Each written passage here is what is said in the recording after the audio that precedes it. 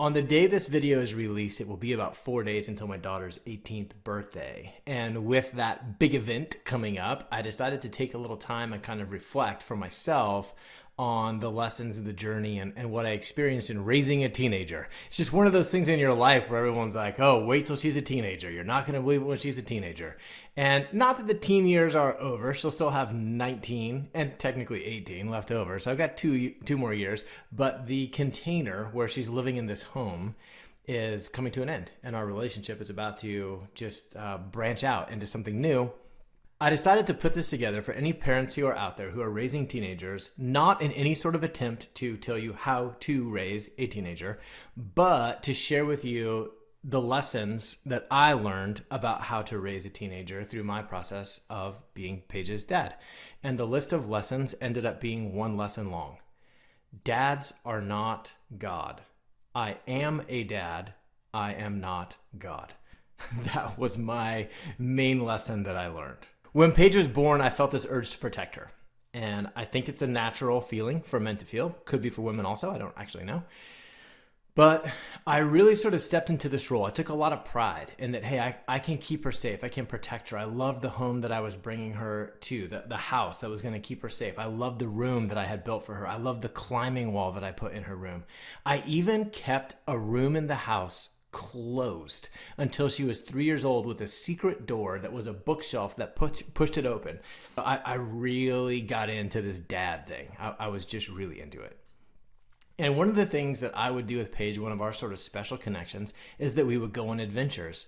Probably a little bit young, we started going on adventures. And I'm not sure this is going to be sort of a how-to of the greatest parenting decisions, but we had a ton of fun.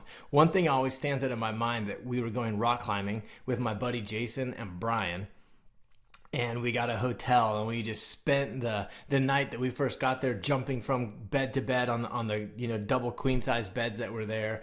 We were rock climbing during the day. We were hiking. We were meeting people. We were eating all of our meals out. And then one night we ended up rock climbing so late that by the time we got back into town where we could get some food, everything was shut down. And so we were in Jason's truck, tailgate down, sitting there, and I handed Paige her dinner at midnight. That was a Nestle's ice cream sandwich. I just remember looking over thinking, I don't know that I'm going to be dad of the year for this, but this is awesome.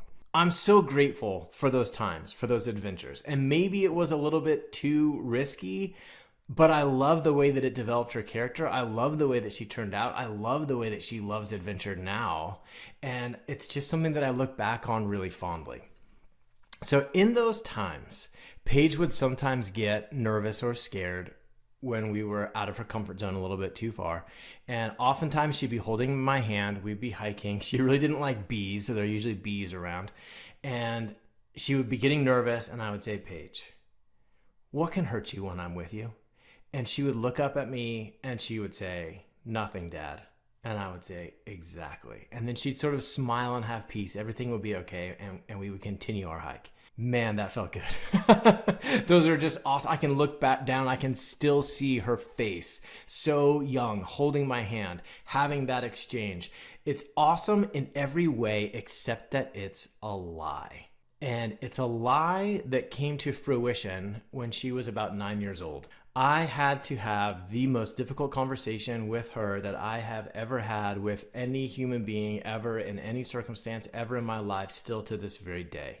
You see, I was going to tell her that I had let her down, that no one could ever hurt her when I was with her, but I was the one that was about to hurt her. I was the one that failed, and it was going to be her dad that caused this whole thing to happen. That's a story I was telling myself. And so I walked into her room.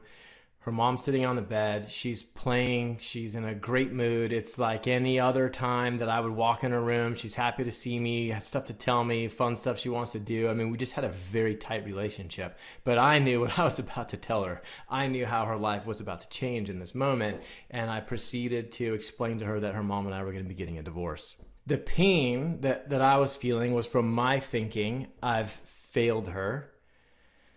She's going to lose her light. that was one of the ones that was brutal for me, as I saw her with this light that I believed came from the life that I had helped provide for her, and that I was going to crush it, and that there was no way she could stay just as innocent, just as fun, just as joy filled as she was with this new information that I was to blame. Since then, I've fallen in love with the Bible verse. It's from John chapter 1. He says that the light shines in the darkness and the darkness has not overcome it. And I love remembering that, because in those times when it feels like the darkness is going to snuff out my light or Paige's light or anyone's light that I love, I can remember that it's not my light. It never was my light. and so that's very relieving, but I'm sort of getting ahead in the story. The other part that really bothered me was that she wasn't safe, that she was with me, and I sort of took on this role that I was going to keep her safe, that I was her hero, and she was not safe. She was going to be experiencing tremendous amounts of pain. And it was not only something I didn't prevent from happening, it's something that I played a role in causing. Now, as life would have it, divine intervention, I had the opportunity many years later to heal this. I was getting a certification in NLP and timeline therapy. And I got to go back to this event. This is the event that I went back to. And there's a technique where you can sort of release an event like this, and you can take the lessons that you want to take, and it lets your subconscious let go of the pain. And so it makes this story much easier for me to talk about. But this is what was so powerful. In the meditation, when I went back there, I invited Jesus into the room. And instead of this being the moment that I ruined my daughter's life, that I let her down, that I failed as a father, it became the moment that I was honest with my daughter. It's the moment when I said, look, I have been misleading you, that nothing can hurt you when I'm with you. The truth is, this guy over here, Jesus, I want to make sure you meet him, because nothing can hurt you when he's with you. He's the one that's going to walk through the pain with you. He's the one that can restore you. He's the one that can keep you safe. And so it's kind of nice, a little bit of a repentance, I guess, for an idolatry of dads, of myself as a dad, and the role that was, and sort of shifting that over to the real thing. And so that was a big moment for me, and it's helped a lot with that pain. And that shift, that moment, and what that did for me really framed how I dealt with her as a teenager, how I parented, and the philosophy that I took on. I have a whole new job description, and that is to love her and to help nudge her toward Jesus when she's going through hard times, when the circumstances are against her, when she's feeling that pain, to try and help her develop the skill of looking for what he is doing in her life, where he is, and how he can help her respond to this. And there's a very cool practical application of this for me. I no longer feel the responsibility to control the circumstances of her life in such a way that she is safe, that she is comfortable, that things are going her way. And it's a huge relief, because I can't do it. And it's one of the things I tend to point to. It really kind of rubs me the wrong way when dads are like, yeah, when the guy comes over, he's going to find me cleaning my shotgun out here on the porch, and I'll say, you treat my daughter right. And I get it. I know what the dad is trying to say right there. I know what he's feeling. He's like, I really love my daughter, and I want to protect her. I'm stepping into this role as protector. But if you really think about what it is that he's trying to do in that moment, is he's thinking, me and my gun are going to control the world so that my daughter is safe and comfortable, which A, is impossible, and B, is not really honoring his daughter very much. That she is on her own journey with God to be formed, to grow, to develop, to come up with these skills. And there may be guys who break her heart along the way. That's part of it. We all went through this. And so this idea that I'm going to sit out here with my shotgun to prevent guys from breaking my daughter's heart, it just doesn't make any sense anymore once you have the realization that dads are not God. I am a dad. I am not God. The other cool thing is that if I do my best in my role, if I stay in my lane and I parent from this one lesson that I picked up, the result is not that she has an easy life. The result is that she's a strong person. And I'll give you an example of what this looks like in real life. She had a tough season, literally a season, a volleyball season, at the beginning of her senior year. And she was telling herself a story that it was extra painful because it was her senior year. And basically what was happening is that she wanted to contribute to her team. She just wanted to be a part of it. She wanted to be out on the court. She wanted to be helping them win. She wanted to have responsibility when they lost. She just wanted to be in it. It's her senior year. It's all of her friends. She's trained most of her life to be good at this, to be in this position, and she just wasn't given the opportunity. Now, the way she chose to respond to this was beautiful.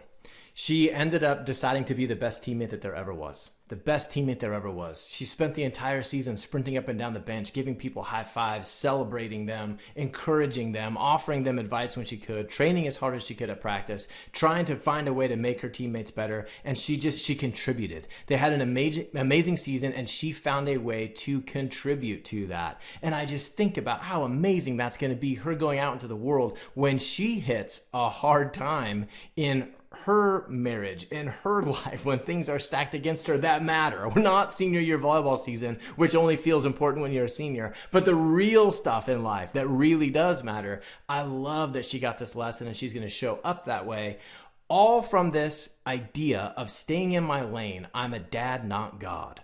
It feels so much more powerful to pass on to my daughter the skill of showing up in hard times rather than the idea that there's a way to show up that prevents hard times. If I look back at Paige 4 or 5 years ago, she was lost in her phone. She was just like everyone else, just gone, even when she was present. She was trying to escape the discomfort of life. She was looking just for the next way, the next best way to get out of the discomfort that she was feeling. She would roll her eyes if I asked her to do things. She definitely believed that correction was rejection. And because of that, if I tried to speak any sort of correction into her life, it was responded to with either absolute anger or a complete shutdown, or some combination of both. Shutting down so that I didn't see her anger that happened in private. And if I look at who Paige is now, she's a different person. Today, she not only pursues a relationship with Jesus on her own, but she spends her own time to help 6th and 7th graders on their journey toward Christ. She says yes to adventure, even when it's going to be uncomfortable, because she knows she can choose to love it. This is one of the greatest gifts that she gave me. Just this last summer, we climbed Lone Pine Peak together. And man, what a memory to stand up there at the top. I've got this great picture of her as a little kid on one of these trips where we were eating ice cream sandwiches for dinner, looking up at Lone Pine Peak.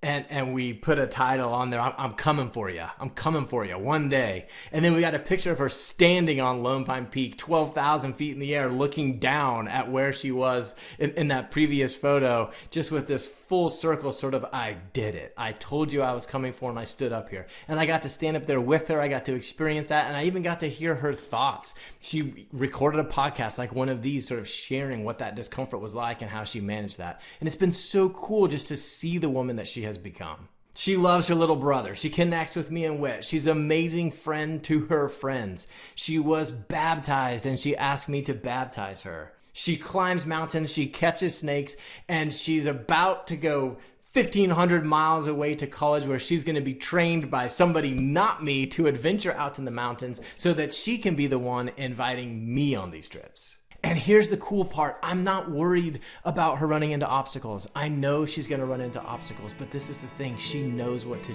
do with them. And it all has come from this one lesson. Dads are not God. I am a dad. I am not God.